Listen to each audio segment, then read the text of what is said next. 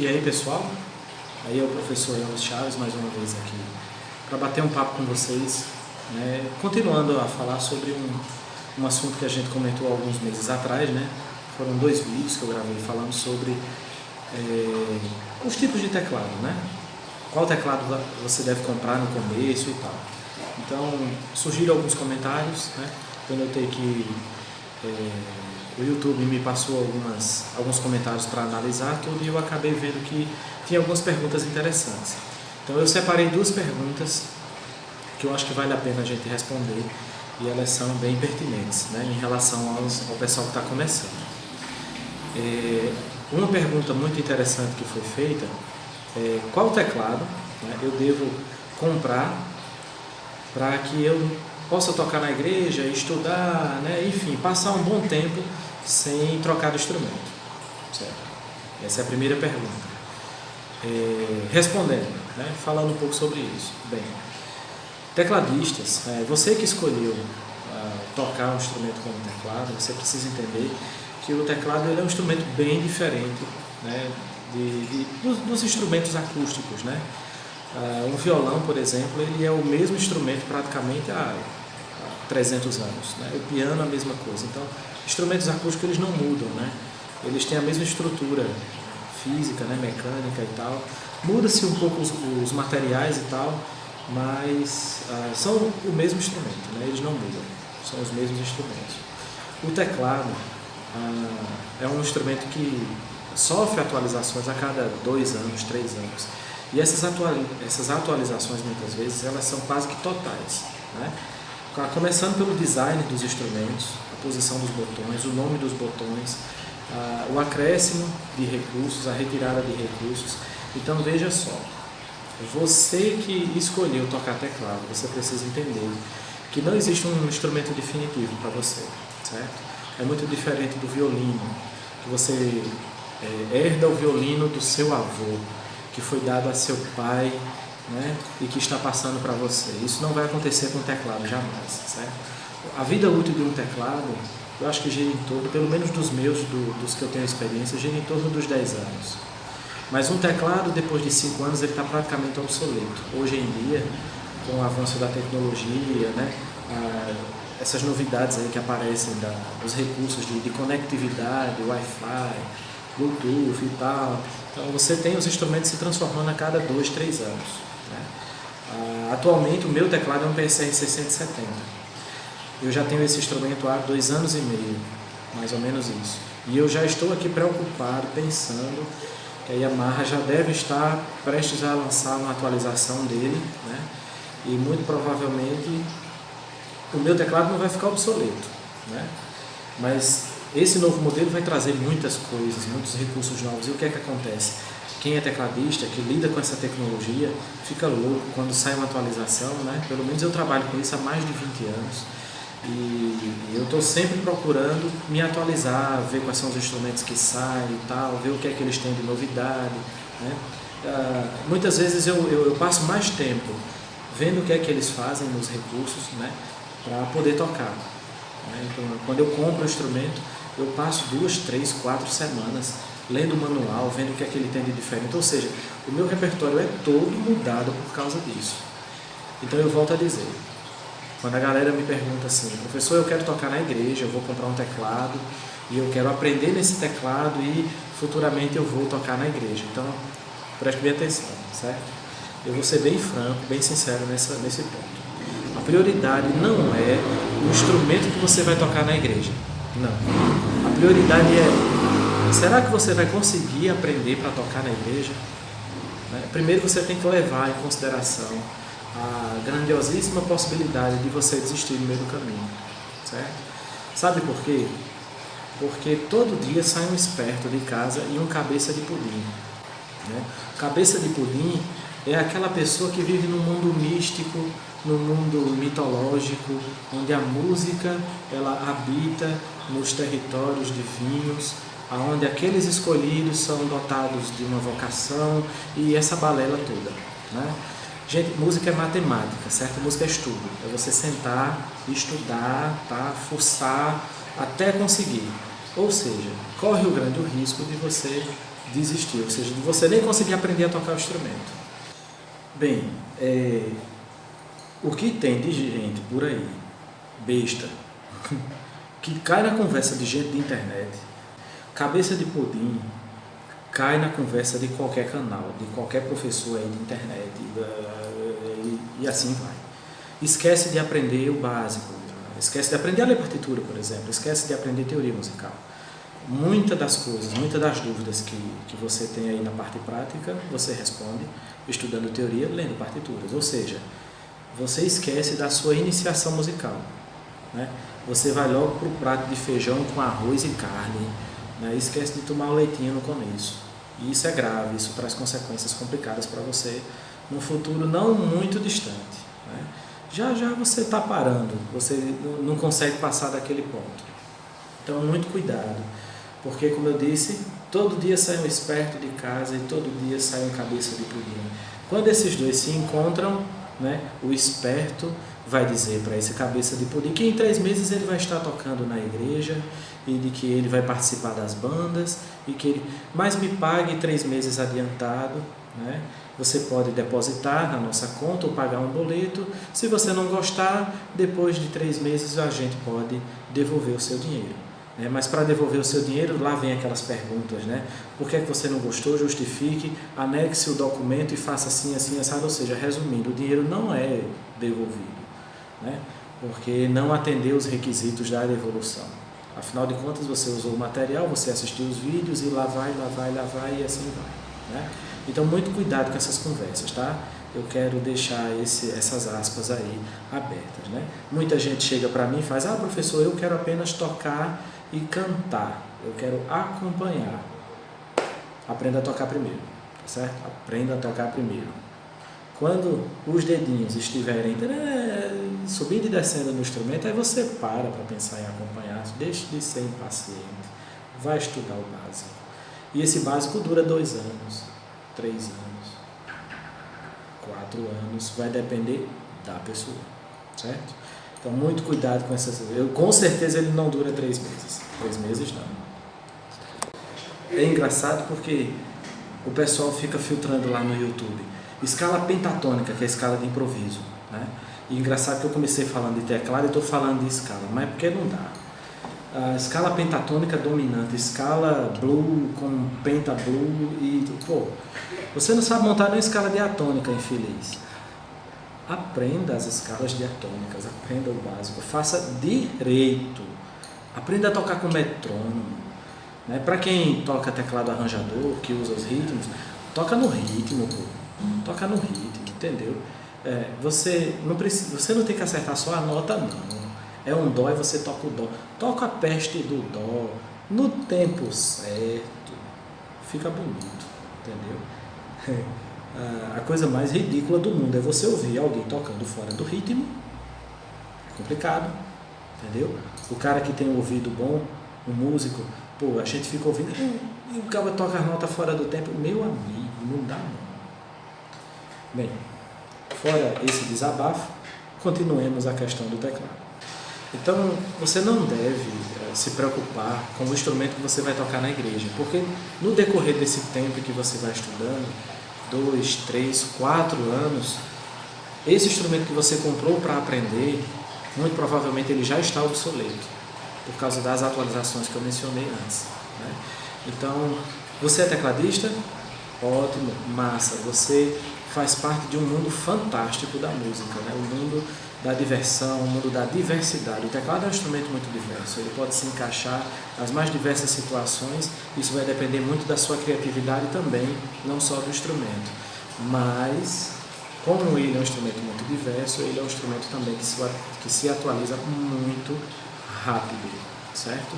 Eu acho que eu já vi, assim, lembrando aqui rapidamente, mais de 100 modelos de instrumentos arranjadores diferentes. Como eu disse nos vídeos anteriores, você tem teclados, você tem vários tipos de teclado. E cada tipo de teclado tem vários modelos, né? Tem vários fabricantes. Então, cara, procura ler sobre o assunto, procura se informar, conversar com alguém que toca, né? Entra nas lojas, leva um fone, pede para tocar no instrumento, pede para mexer, para que você se atualize e saiba o que é que os instrumentos oferecem, né? Eu vou aproveitar para pincelar também na questão do aprendizado, né? Bem, outra pergunta que muitos alunos fazem, né, em relação aos instrumentos, essa seria a segunda pergunta, né? Eu acredito que a primeira pergunta deu para ser respondida. A segunda pergunta é em relação à programação dos instrumentos, né? Eu notei que a galera bota lá no canal assim: professor, como é que programa tal recurso no teclado tal? Como é que eu consigo programar, desativar o toque, né? A resposta ao toque do modelo tal, do teclado tal? Certo, legal. A maioria desses instrumentos, né, dos arranjadores, vamos falar de arranjadores, eles são sensíveis ao toque, por exemplo, né? Quanto mais força você toca neles, mais forte sai o som, né? E no caso é uma propriedade do som, a propriedade da intensidade. O seu instrumento ele é capaz de perceber, né, a força com que você toca, ele é um instrumento sensível ao toque. E diferente dos outros instrumentos, violão, violino, piano, né, o teclado, os eletrônicos, né, todo teclado é eletrônico, menos os pianos, né, pianos acústicos, safonas também, acordeões. Eles têm a capacidade de ativar ou desativar a sensibilidade. Eu estou dando um exemplo, certo? Estou falando da sensibilidade como um exemplo. Só que o que dificulta para muita gente é essa grande variedade de modelos que você tem. A sensibilidade ao toque, num determinado modelo, é apenas um botão. Você aperta, liga, desliga, né? Já em outro modelo, você tem que entrar nas funções, você tem que entrar nos menus e tal. Bem, aí eu quero resumir a história e dizer o seguinte: você vai encontrar muitas das suas respostas nos canais aí da internet e tal, certo? Isso é fato, né? Hoje em dia, se você quiser aprender a cozinhar, a fazer qualquer coisa, você vai no YouTube, você aprende praticamente tudo, né? É muito técnico, certo? Só que nada substitui a sua experiência pessoal, né? Aquele tempo que você passa investindo na frente do seu instrumento. Então vale a pena você ler o manual, vale a pena você reler o manual, vale a pena você reler o manual do seu instrumento, para que você passe a dominar a linguagem, a dominar o funcionamento, né? Existe uma grande diferença entre você decorar os passos para conseguir fazer determinada coisa no seu instrumento, uma programação X, e de você compreender como essa programação é feita, né? Ou você compreender como o seu instrumento funciona. Quando você anota os passos como uma receita de bolo, né, você memoriza aquilo só serve para um modelo de instrumento, né? Mas a partir do momento que você compreende o funcionamento do seu instrumento, muito provavelmente existe uma grande chance de você conseguir fazer a mesma coisa em outros instrumentos. Eu vou dar um exemplo. Eu tenho um PSR 670 da Yamaha, certo? Eu estou acostumado a lidar com esse instrumento, né? E eu estou apontando para cá porque ele está aqui embaixo, vocês não estão vendo, mas ele está aqui, ó, na minha frente, certo? Vou ajeitar aqui para a gente voltar. Bem, esse é o meu instrumento, certo? Fora os outros que eu tenho aqui na escola, né? Mas vamos supor que eu fui convidado para um evento na casa de um amigo, algum canto, e as pessoas querem que eu toque, né, alguma coisa. De repente eu me deparo com, sei lá, um Casio CT, alguma coisa. A Casio é um instrumento complicado, é um instrumento difícil de você mexer. Todavia, eu compreendo o funcionamento da maioria dos arranjadores, né? Eu já tive acesso a vários instrumentos, mas, sabendo do funcionamento desse meu instrumento, né, devido à leitura do manual, os termos em inglês que vêm, né, eu vou ter mais facilidade, eu vou ter uma certa habilidade, né, de conseguir me adaptar a esse Casio com uma certa facilidade, né? E em pouco tempo, 10 minutinhos ali, 15 minutinhos ali na frente do instrumento, dando olhada nos menus, nos botões, de repente eu já domino praticamente a parte funcional, né? A parte que eu preciso para fazer a apresentação que eu quero, né? Outra situação que pode acontecer, e acontece de você ter um instrumento grande em casa, poderoso, né? Com timbres legais e tal, e você ser convidado ou se deparar com um instrumento pequenininho, quase um brinquedo, um F50 da Yamaha, por exemplo, um PSR 190, que é uma tartaruga, é um monstro, o teclado é terrível, mas é um arranjador que é praticamente um brinquedo. Cara, não se compara você tocar no 670, né? E você ser convidado para tocar no PSR 190. É melhor não tocar, você vai passar vergonha, entendeu? Vai ser vexame, porque os recursos que você tem, né? O som que você tem nesses modelos maiores nem se compara nesses modelos menores, né? Então, muito cuidado com essa questão. A apresentação, o recital, pode ser uma experiência assim, muito interessante, né? Mas ela também pode ser muito frustrante se você não obtiver sucesso lá na programação. Poxa, você sabe tocar as músicas, mas você não sabe programar o instrumento, você não sabe mexer. Isso é uma coisa muito séria, né? Bem, é um vídeo que eu não quero me prolongar muito, até porque eu acho que é óbvio essa questão de você aprender a mexer no instrumento. Eu acho que é óbvio que antes de você tocar na igreja, você deve se preocupar em aprender a tocar o instrumento, né? Então, é fato que você vai estar sempre trocando de instrumento, é fato, escute bem, escute bem. Você comprou um teclado hoje, por maior que ele seja, 5 mil, 10 mil reais, 15 mil, seja o preço que ele for. Daqui a 5 anos ele é um teclado que está beirando, né, a se tornar obsoleto. Ou seja, vão aparecer outros instrumentos que vão fazer o dobro do que ele faz, né, em relação a timbres, a estilos, a muita coisa. Por incrível que pareça, a gente acha que não, mas os fabricantes eles dominam essa engenharia, né, de tornar um instrumento diferente do outro e de atrair a sua atenção para isso. Então, o tecladista ele tem essa vantagem que é desvantagem financeira, né? A vantagem é que nós temos acesso a cada 2 anos, 3 a um instrumento novo, algo que abre as portas, que nos renova, né? E ao mesmo tempo que nos faz gastar dinheiro, né? Nos faz investir novamente em um instrumento novo. Eu conheço alguns instrumentistas, violinistas, o pessoal que toca violão, né? O violonista no caso, baixistas e tal, e guitarristas. Muita gente encosta o instrumento que diz assim, eu abusei do timbre e não aguento mais, né? E passa um tempo ali sem tocar. Acontece isso, eu não sei se alguns de vocês aí se identificam com isso. Às vezes acontece de você ter um teclado em casa.